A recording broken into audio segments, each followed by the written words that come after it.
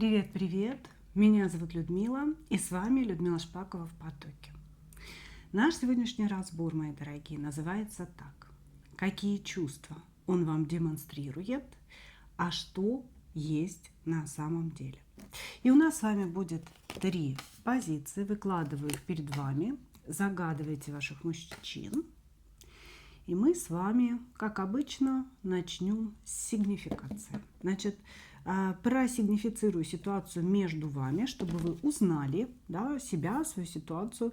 Немножечко, если расскажут карты, опять же, да, расскажу о мужчине, расскажу о вас.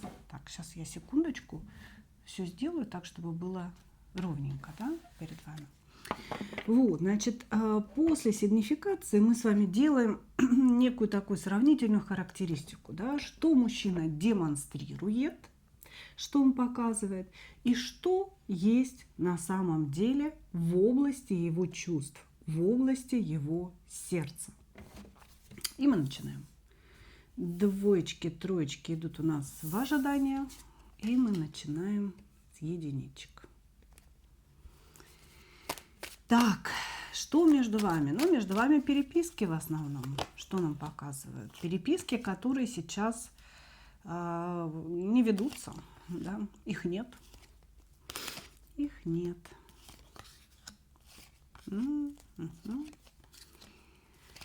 Все ясно.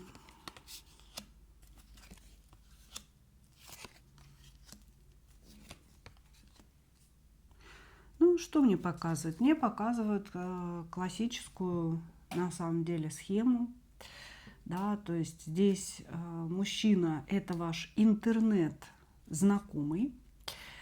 Если даже вы виделись с этим человеком в жизни, то это было какое-то мгновение, да, которое потом переросло просто в переписки. Значит, что здесь есть? Первоначально мужчина проявлял к вам очень большой интерес и говорил о том, что он состоятельный, состоявшийся человек, у которого все есть, и который ищет себе женщину для серьезных отношений, для брака, возможно, да. И вот она вы. Как только он вас увидел, он был очарован, он был околдован. Вот. И поэтому именно вас он избрал для серьезных отношений. Мужчина был очень убедителен, говорил о том, что, возможно, он был женат когда-то, да, что-то там у него не срослось, или жена умерла, и у него очень серьезное отношение к браку. Представлял себя как действительно состоятельного мужчину, который может вам что-то дать. Значит, переписки были очень горячими, очень любовными. Вы чувствовали себя проснувшейся женщиной, да? Женщиной, которая, неважно сколько вам лет, вот в этом возрасте осознала снова свою сексуальность, осознала свою женственность, да? Свою необходимость для кого-то. Потом все случилось банально. Вы или заподозрили обман в этом человеке, или этот обман вскрылся как-то, знаете. Дело касалось, конечно же, денег, потому что мужчина попросил у вас этих денег. Он сказал о том, что у него какая-то патовая ситуация, то ли у него долги, то ли он хочет приехать к вам, у него нет денег на дорогу, то ли произошла какая-то катастрофа с его родными, и ему требуется помощь некая, да, то есть он попросил вас о финансовой помощи, и вы могли эту помощь оказать, и после этого он вас заблокировал и вышел из чата, как говорится, или вы могли эту помощь не оказать, потому что здесь все-таки идет история того, что вы вскрыли обман. Да, я очень надеюсь на то, что это произошло сразу же, как только он попросил денег, вы вскрыли обман и денег ему не дали. Но у некоторых здесь, конечно, ошибка все-таки была совершена, да, и деньги были переданы нашему прекрасному, очень богатому, состоятельному товарищу, вот, внезапно оказавшемуся на мели. И после этого он исчез. Сейчас общения никакого не происходит, а происходят ваши постоянные размышления, мысли об этом человеке. Он навязчиво, как комар, жужжит у вас в голове с со своими какими-то диалогами, да, вы ведете эти диалоги, не знаете, честно говоря, как себя чувствовать, да, как себя чувствовать. То ли себя чувствуете обманутой, то ли есть какая-то надежда на будущее, что он объявится, появится, откроет снова, да, эти отношения. Хорошо, хорошо, давайте смотреть чувства, которые он в данный момент демонстрирует, и что есть на самом деле, да. Так, ладно. Сейчас мы возьмем тогда вот таким образом все.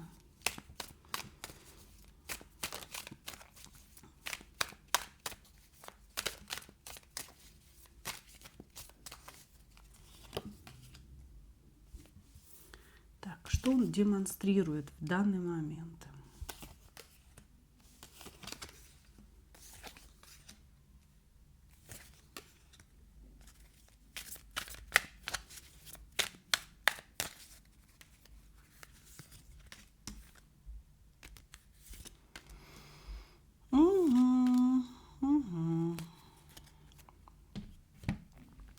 Что есть на самом деле в глубине его сердца к вам?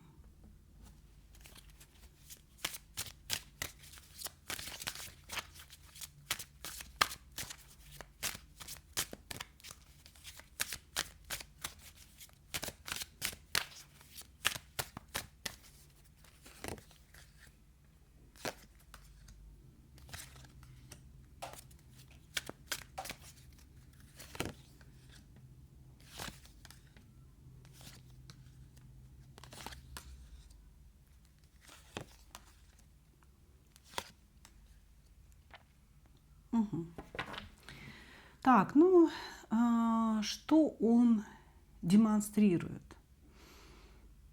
Демонстрирует, что вы сделали его жертвой обстоятельств, что он является какой-то жертвой обстоятельств, и вы в чем-то виноваты. Здесь мужчина пытается своим молчанием, своим исчезновением, вашими блокировками, возможно, какими-то словами до этих блокировок, да, показать вам, что вы не правы, что вы своей жесткостью его подставили, что вы, значит, ему не помогли, и он-то думал, что встретил свою любовь, он-то думал, что вот она, судьба повернулась к нему лицом, да, а вы проявили себя как-то жестко по справедливости. И поэтому здесь мужчина демонстрирует обиду, демонстрирует, что вы не правы, вы его зря заподозрили. Здесь все-таки, скорее всего, вы вовремя очнулись, да, вот, и денег ему не дали,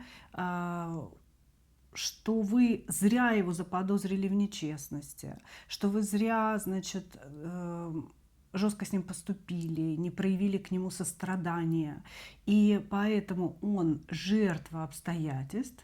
Значит, как-то, знаете, он так замолчал, он так ушел в тишину, да, что с намеком, может быть, перед этим было что-то сказано, да, с намеком на то, что если вы передумаете, он вернется, что он готов снова выступать в роли жезлового короля. Для вас это значит написывать вам комплименты. Доброе утро, добрый вечер, ты же моя любимая, ты моя самая красивая, самая сексуальная. Значит, лить вам в уши вот эти вот все слова, да, и песнопения. Если вы измените свое решение и станете мягче, послушнее, да, и будете, собственно говоря, выполнять какие-то его требования, какие-то его пожелания удовлетворять. Вот, значит, он демонстрирует свою готовность начать снова эти отношения в том объеме, в котором они были, в случае, если вы поменяете свое решение. А на сегодня это обида. Я обиделся, ты меня неправильно поняла. Я обиделся, ты выставила меня мошенником, альфонсом, а я не такой. Я же очень хороший, очень состоятельный человек. Да? У меня же больше не у кого денег-то попросить, да? Кроме тебя. Вот, значит, вот такая здесь демонстрация, что он демонстрирует. А что же есть на самом деле? На самом деле он за вами следит. И я думаю, что первоначально все его письма вам, они были уже продиктованы наблюдением за вами. Да? То есть человек за вами наблюдал где-то на каких-то ваших страничках в Фейсбуке, не знаю, может быть, ВКонтакте, Инстаграме, значит, на любых социальных каких-то страничках. Вот. Соответственно, он и сейчас за вами наблюдает, он и сейчас за вами следит, даже с каких-то, возможно, других аккаунтов, да, совершенно. Вот, значит, что у него в чувствах на самом деле? Как-то, вы знаете, очень сложно здесь с чувствами, потому что у него есть выбор. И здесь есть еще какие-то женщины, с которыми в данный момент он ведет, ну, наверное, похожие отношения, да, похожие диалоги. Здесь есть еще какие-то женщины, и он думает о том, что вы обиделись, что вы как-то оскорбились, встали в какую-то позу, и, наверное, он допустил какие-то ошибки. Вот. Вы недостаточно поверили в том, что он хочет быть с вами, вы как-то не так отреагировали. То есть здесь его чувств я не вижу. Здесь он все время говорит о вас. Да? Я бы сказала, что это его мысли, это его анализ произошедшей между вами ситуации. Я не вижу чувств. Вот здесь вообще нет карт чувств, кроме одной, да, которая говорит о том, что вы его взбесили, скорее всего, своим отказом. Вы его взбесили какими-то словами. Но это бешенство, оно его не накрывает. Это, ну так вот, как бы разозлился, ах, ты такая-сякая женщина, да, собственно говоря, не пошла на компромисс, не пошла на какие-то уступки. Все. Вот его это как бы всколыхнуло, какая-то злость в вашу сторону появилась, и она ушла. Сейчас идет чистый анализ ситуации. Кроме вот этой карты, я карт чувств не вижу, потому что у него голова занята какими-то еще двумя женщинами сейчас. Он думает о том, что вы как-то обиделись, значит, наверное, он себя неправильно повел. Он за вами продолжает наблюдать и ждет какого-то шанса на то, чтобы все возобновить. Ну вот как-то так, девчонки. Ваша позиция не про любовь, я вам скажу откровенно. Ваша позиция про обман, про манипуляции, жесткие манипуляции вашим эмоциональным состоянием, как бы это ни было печально. Этот человек зарабатывает на подобных вещах, поэтому ну, вам придется поработать, да, поработать со своими травмами, которые вы получили благодаря наличию этого человека. Ну, может быть, понять для себя, что для чего-то все-таки это было нужно. Да, вспомнить вам, что вы все-таки еще женщина, да, и можете кому-то нравиться. Вот, то есть колыхнуть какие-то такие энергии. Но здесь нет продолжения, здесь нет будущего. Вы для этого человека работа. Работа, пожалуйста, осознайте это, не надо вестись на его возвращение, на его какие-то увещевания. Старайтесь все-таки себя, девчонки, уважать, да, как бы, и двигаться дальше. Понимаю, что это тяжело после подобных историй. Эти парни, они великие специалисты, надо признать, в женской психологии. Вот, и оставляют очень такие глубокие травмы. Очень много девчонок ко мне обращаются с подобными историями, но, может быть, не конкретно с такой, да, немножко с другими. И очень тяжело потом девочкам приходить в себя после таких молодых людей. Благодарю вас, мои дорогие. Двигаемся дальше. Двоечки. Четырехугольник.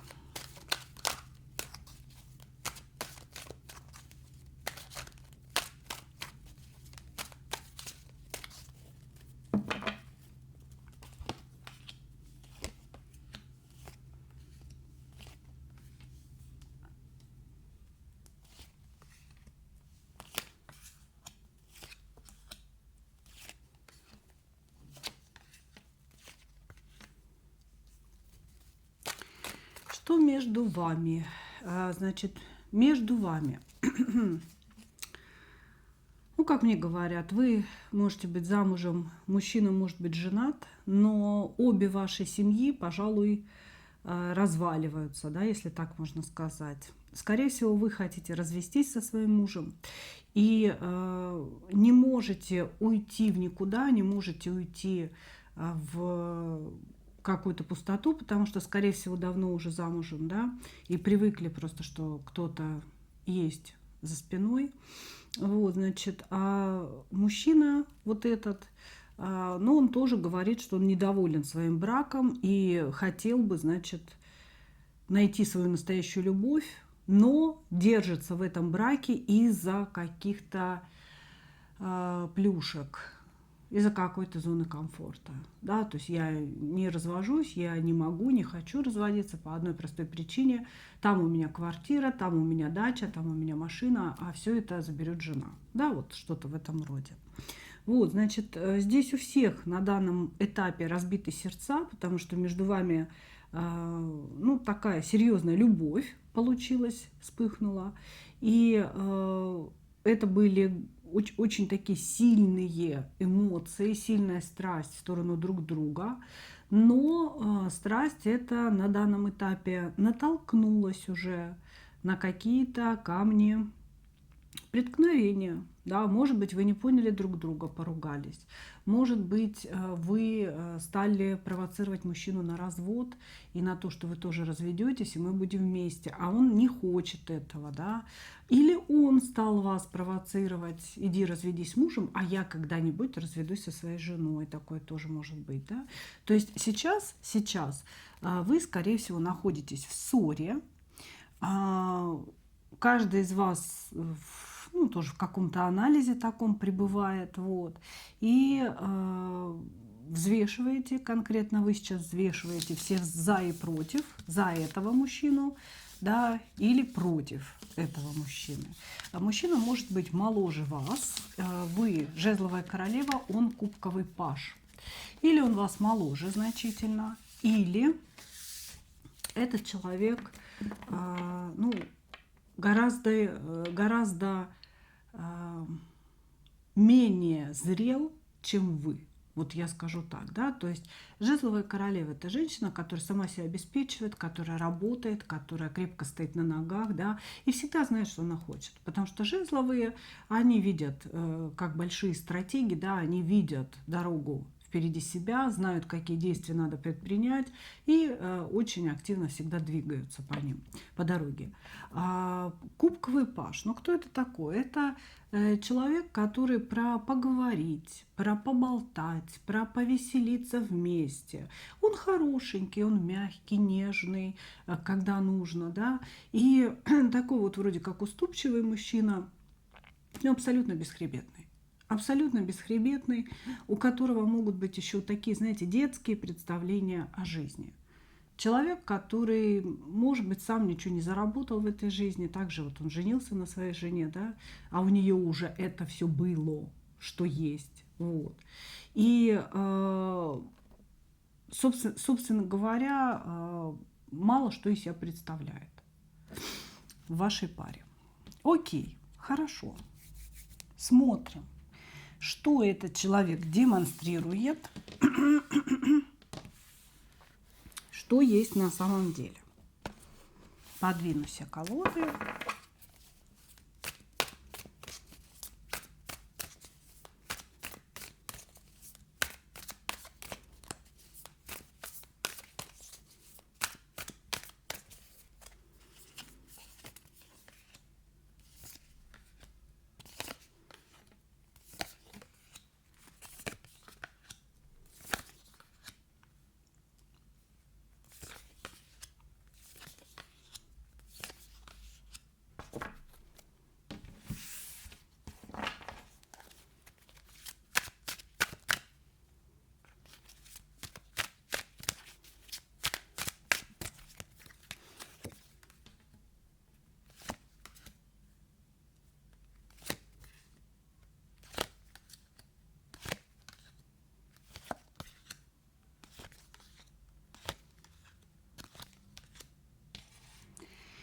Так,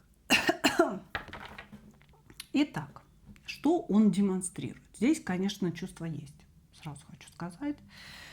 И в демонстрации, и по-настоящему, да, значит, что он демонстрирует? Он демонстрирует одержимость вами. Человек говорит о том, что он вообще без вас не может. И не важно, какие у вас препятствия. И не важно, собственно говоря, поругались вы, помирились вы. Можете ли вы быть вместе с точки зрения финансов или не можете вы быть вместе. Но он говорит о том, что мне все равно на это все, я без тебя не могу. Я без тебя не могу, меня к тебе тянет, я как дурак вообще становлюсь. Да, и вот какое-то неимоверное чувство притяжения у меня к тебе есть. Человек может говорить, что он болен вами, потому что перевернутый дьявол здесь выходит на его демонстрацию чувств. Это, знаете, когда притяжение к человеку, во-первых, очень тяжело объяснить, да, с точки зрения логики. И несмотря на то, что взгляды могут не совпадать, да, или, допустим, вы постоянно ругаетесь, когда общаетесь с этим человеком, все равно болезненно тянет к вам. Без вас очень плохо. Перевернутый дьявол может быть с вами не так уж хорошо, и без вас очень плохо. Вот, значит, человек может говорить, что он вами болен, человек может демонстрировать готовность развестись со своей женой, идти с вами в какое-то будущее, строить с вами дом, да, садить дерево, рожать сына и так далее. И он всячески демонстрирует то, что он не хочет манипулировать вами, он не хочет управлять ситуацией. Пожалуйста, управляй ситуацией как хочешь, только будь со мной. Ну вот такая демонстрация идет. Также, что он демонстрирует? Вот наряду с вроде бы такими яркими чувствами притяжения, он демонстрирует растерянность и неуверенность в себе. Вы постоянно видите, что он то весь влюблен и готов на все, а скорее всего, когда дело заходит, да, о каких-то конкретных вещах, доходит до каких-то конкретных вещей, скажем, на нормальном русском языке, значит, он такой: да я не знаю, да я вот как-то сейчас не готов, давай позже. Вы его, допустим, спрашиваете: ну что, ты поговорил с женой? Он такой: ой, слушай, не хочу ее расстраивать, да, она сейчас там больна, или не в настроении, или вот именно сейчас она может забрать у меня квартиру, вообще все, что у меня есть, вот, или дети у нас, или еще что-то. Ну, короче говоря, мужчина все время дает заднюю, как только вы конкретизируете вопрос. Вот.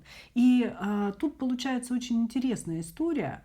Он вас и не отпускает, и не принимает. Он не хочет делать шаг, совместный шаг, да, к решению вопроса и к будущему. И в то же время, типа, как только вы говорите: ну ладно, я тогда пошла, да, и он такой: ой, нет, иди обратно. Иди обратно. Как будто бы человек держит вас все время на цепочке такой, знаете, привязанной к себе.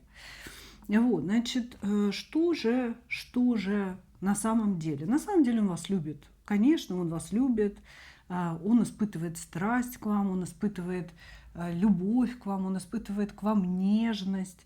У него реально от вас сносит голову. Когда вы рядом, человек не может ни о чем думать. Понимаете? А когда вас нету, он тоже не может ни о чем думать, потому что он думает о вас. И он все время что-то себе там в голове с вами переговаривается, он испытывает ревность, да, может быть, к вашему мужу, а может быть, вообще к каким-то еще мужчинам в вашей жизни, да. Он испытывает постоянное вот это чувство, знаете, такого, как будто бы его кто-то тянет на канате к вам, понимаете? То есть ваш образ вообще не выходит у него из головы.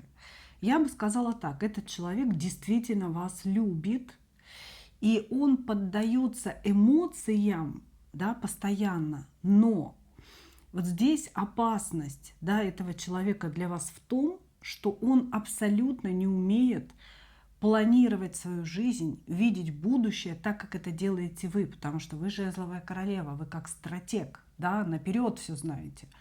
А он не умеет. Его душа еще до этого не созрела, его личность не созрела, и не важно, что ему там 65, может быть, лет уже, да, значит, он не видит последствий своих действий, не видит, не может их предугадать, да, и соответственно, если вы решитесь на серьезные изменения, вы его можете заставить это сделать, заставить, но вы должны понимать, что вы будете нести все последствия на своих плечах. И вот этого мужчину тоже вы будете нести на своих плечах, потому что, ну вот он мальчик рядом с вами, он подросток рядом с вами, у него эмоциональные перепады, у него сегодня он обиделся, завтра он опять не обиделся, понимаете, вы ему будете как мама. Даже если вы с ним одного возраста, вы все время будете вот эту вот материнскую функцию вразумителя такого, понимаете, вразумителя, успокоителя нести. Ну вот как-то так. Но если мы говорим о его истинных чувствах, то они, конечно же, и есть. Он сейчас на вас подобижен, но он очень сильно скучает, его очень сильно тянет. Тут тоже идут карты наблюдения. То есть он прям где-то выискивает информацию о вас.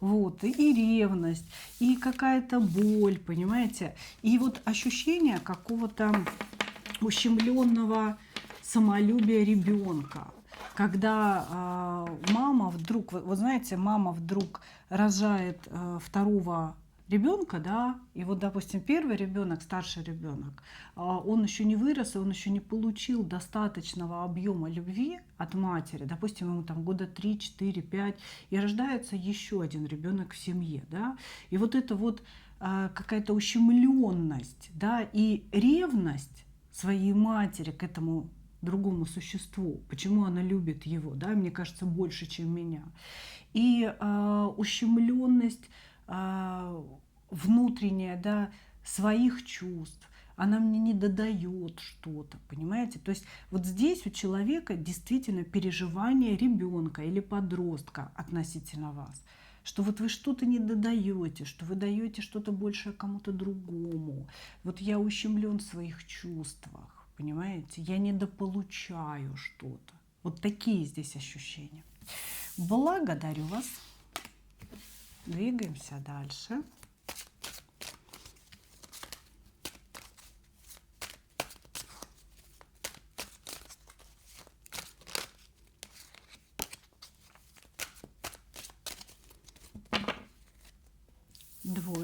Троечки. Что между вами? Давние отношения. Отношения, которые идут, может быть, из юности, из детства, или просто очень-очень долго общаетесь с человеком. Сейчас мы посмотрим.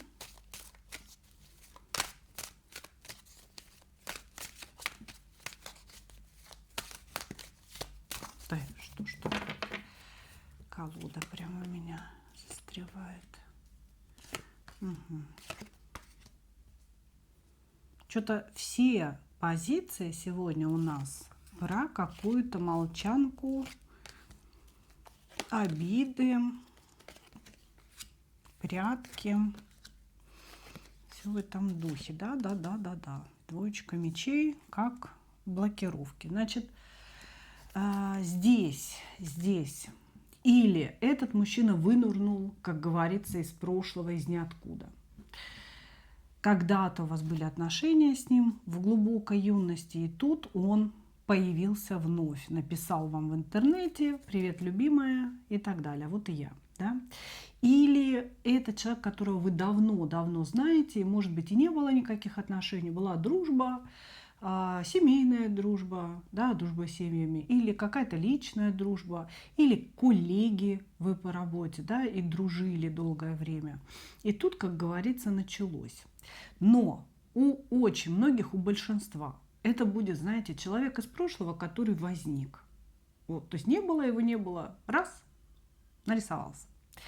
Значит, что сейчас? Сейчас вы в ссоре страшной находитесь, вы злая на него. Злая, потому что он сделал вам больно.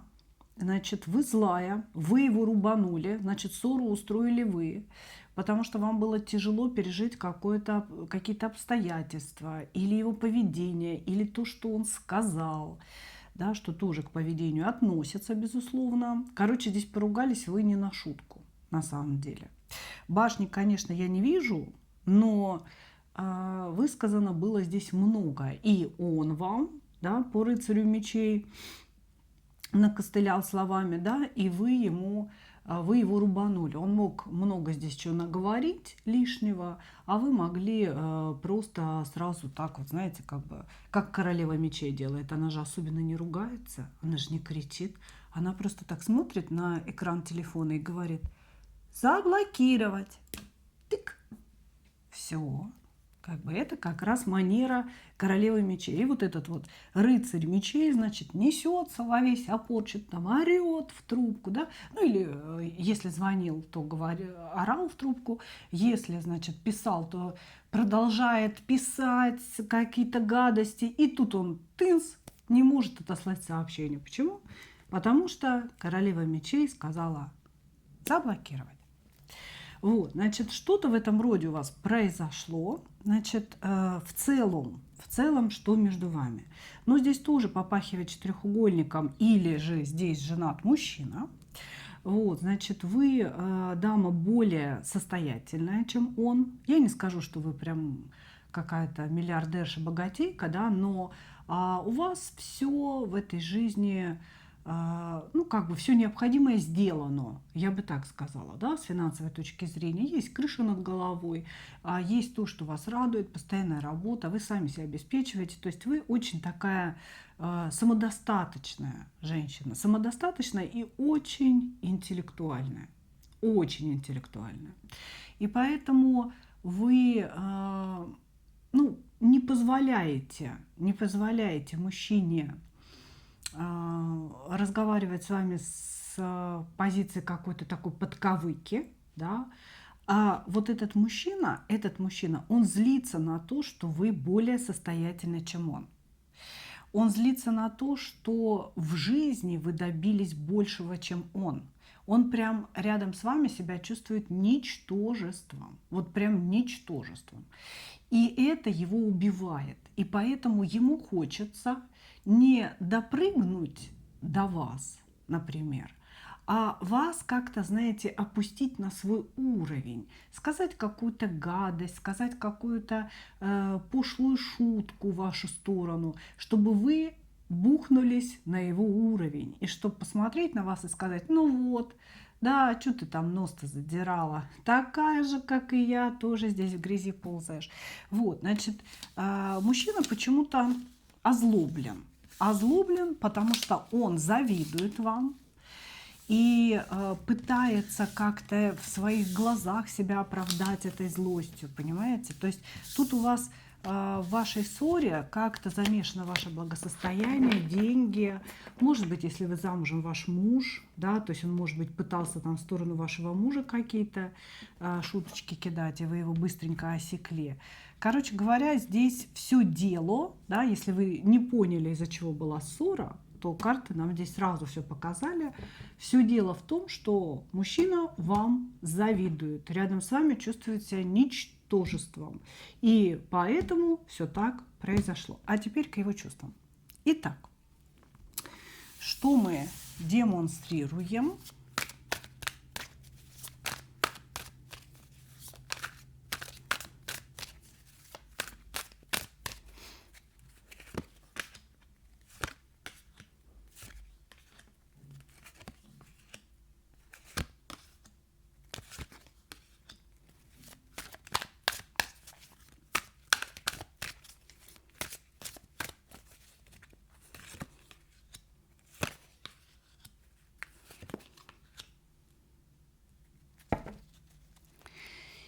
Текст.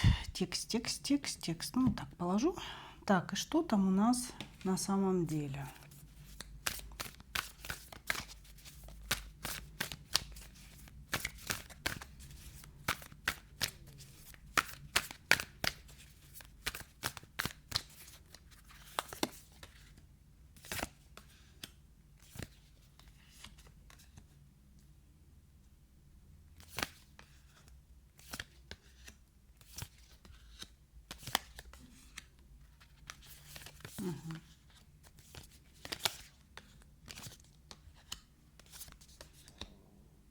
Прям разбили ему сердце. Что он демонстрирует? Агрессию. Он демонстрирует агрессию с позиции, и причем что-то совершенно некрасивое демонстрирует, перевернутая сила. Как-то, знаете, здесь мужчина реально пытается вас психологически уничтожить очень некрасивыми методами и оправдывает это своей брутальностью и мужественностью. Да, я мужик, а мужик имеет право. Значит, женщина никогда не будет мужчине диктовать, как себя вести. Я буду вести себя так, как я хочу. Ну, это я так как бы с нажимом, вот, но здесь прям нехорошая идет энергия, нехорошая. Чем-то вы его очень сильно задели. Задели правильностью, задели светом, задели... Здесь просто идут карты такой черноты, не сказать чернухи, да, что вызвать подобную реакцию вы могли только собственным светом, поверьте. Да, светом, правильностью, принципами, чистотой, тем, что вы не поддались на какие-то провокации. Короче, какие чувства он демонстрирует? Что у него к вам есть какая-то животная страсть, и, возможно, его заинтересованность вами только физическая. То есть он пытается вам сказать, что, слушай, я тебя просто хочу. Вот ты знаешь, вот осталось с детства нереализованное желание или давно нереализованное, да? Хочу просто с тобой переспать. Ты мне нужна просто как тело. Какая мне разница, я все равно буду там каких-нибудь девок искать, да, и поэтому как бы почему бы и не ты. То есть он может вот с этой позиции с вами разговаривать. Я сейчас накидываю варианты, потому что, девчонки, вас очень много, да, и, соответственно, какой-то из этих вариантов должен совпасть. Я же читаю энергии, да, а расшифровать можно их по-разному. Дальше, что он еще может демонстрировать? Какое-то унижение ваших достижений, обесценивание. Да, ну и что ты кичишься тем, что у тебя там классная тачка? Да, пофигам вообще, как бы люди не должны на этом зацикливаться. Я вот не зацикливаюсь, ты бы лучше о духовности подумала. Что-то в этом роде, понимаете? Или какие-то скабрезные сексуальные шуточки вместе с дикпиками, кинутые вам там в диалог, да? Такое вот он демонстрирует. Здесь показано, что он демонстрирует вам исключительно физическое влечение, животного порядка, собственный нарциссизм, что он великий только лишь потому, что он родился с мужчиной с жезлом, да, и по этой причине почему-то вы должны ему подчиняться. Вот как-то так. Вот он демонстрирует давление, на мой взгляд, давление, которое вызвано бессилием, потому что такое поведение может быть вызвано только бессилием мужчины, когда он не может вас прогнуть. И все, и начинается агрессия. Здесь много агрессии. Что на самом деле происходит? Значит, на самом деле он хотел, чтобы вы его вылечили. У него есть воспоминания о том времени, когда вам было очень хорошо вдвоем. Влюбленные, туз кубков, звезда, да, перевернутый иерофант. Здесь человек вернулся в вашу жизнь, пришел по колесничему, да. Здесь идет вот именно возвращение бывшего. Он вернулся за лекарством, за вами как лекарством. Он вернулся за тем, чтобы вы исцелили его раны, чтобы вы сказали ему, что он не ничтожество, что он не неудачник, что вот он великий, что он прекрасный. Когда-то вы его реально любили, и он эту любовь чувствовал, она его возвеличивала. Понимаете? А сейчас у нас пришел ущемленный нарцисс, нарцисс с ущемленным самолюбием и травмированным эго. Через вас он хотел излечиться. То есть он здесь буквально говорит, ну я же шел за любовью, я же шел за вот этими эмоциями, какого фига она так себя ведет вообще, почему она мне показывает мое место, указывает мое место. Вот, значит, здесь мужчина, он когда-то испытывал чувства к вам. И сейчас у него была иллюзия того, что эти чувства в нем возродились, и он был уверен, что они возродятся и в вас. Он был вообще уверен в том, что ваши чувства никуда не девались. да, что вы любили его всю жизнь, пока его не было. И вот сейчас он растерян внутри себя, он не знает, что делать, потому что, ну, вы на самом деле звезда, вы на самом деле офигительная, классная, реализованная, красивая, умная, ну, звезда, все при вас. Но вы стали недоступны для него. И он не видит этой любви. Он очень надеялся увидеть в вас огонь любви, который его бы приподнял вот с того места, где он сейчас оказался. А вы, может быть, очень тактичны, может быть, очень интеллигентны.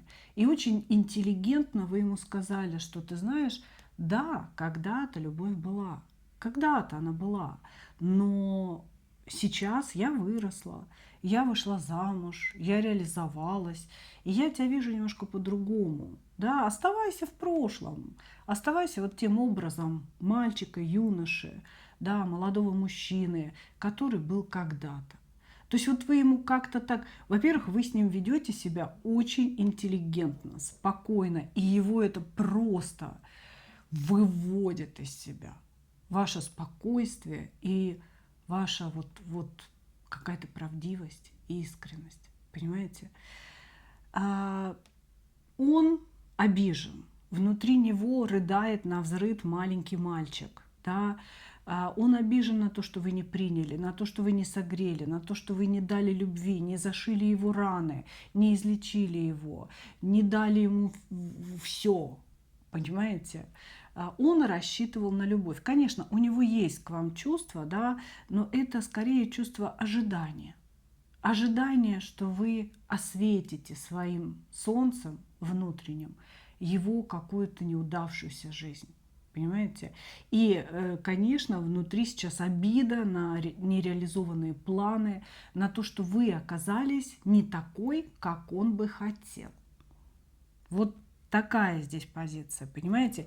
И хочется ему вести себя как дебилу, хочется ему что-то вам доказывать, обижать вас, и чтобы вы еще на это не обижались, а просили у него прощения, понимаете? И вот вернись, как будто бы он топает вот так ножкой, вернись, женщина, вернись, согрей меня, сделай меня любимым. Вот так. Есть чувства, но, понимаете, их очень сложно определить как чувство самого мужчины. Понимаете? Потому что он действительно здесь как ребенок, который просто орет и сам не знает, что ему нужно. Вот. Но хочет он, чтобы вы его любили, и чтобы вы вернулись, и чтобы вы его согрели, чтобы вы его вылечили. Понимаете, от чего-то там, может, от предыдущих отношений. Вот. И он сейчас очень обижен, что вы не соглашаетесь все это сделать для него. Вот так. Ну что, мои дорогие, благодарю вас за ваше внимание. Вот такой получился у нас сегодня разбор. Надеюсь, что каждый из вас получила свои ответы на вопросы. Ну а я, как обычно, хочу пожелать вам только одного. Встретить свою настоящую любовь и не потерять в ней себя. Ну а мы увидимся с вами в следующих видео. Пока-пока.